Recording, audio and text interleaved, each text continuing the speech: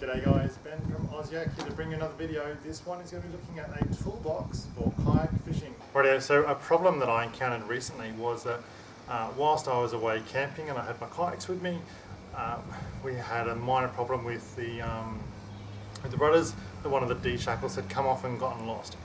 Unfortunately, with it being a public holiday, it was difficult to find somewhere that was open, and it was selling one that was at a reasonable price. It was a bit hard. So what I decided to do was to put together a bit of a toolbox that I could easily take with me, with just some basic stuff in it that could help keep me going on the water without having to pay crazy amounts of money for some basic stuff to keep the kayaks going. So I found this particular toolbox. I think it cost me like $12. It's not much money, and I've loaded it up with just some very basic gear. So let's have a look.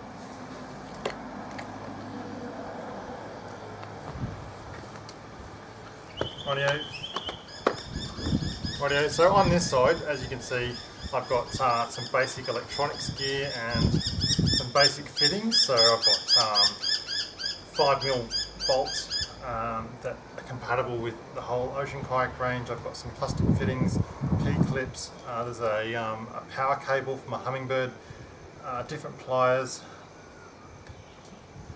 D-shackles, pulleys, fuses, some other electrical gear and batteries in here, and so on. Is this going to help keep it going?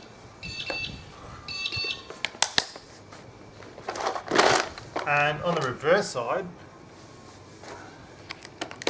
I've got a whole range of gear for my cameras. So I've got a mini tripod, I've got various mounts, power cables, chargers, memory cards, more batteries, and all that kind of stuff. Just the kind of gear that, especially if you don't have access to something like 240 volt, which is the main power supply in Australia, I'm able to keep my gear going, and able to maintain, I guess, what I'm doing without too much drama. Well, thanks for watching.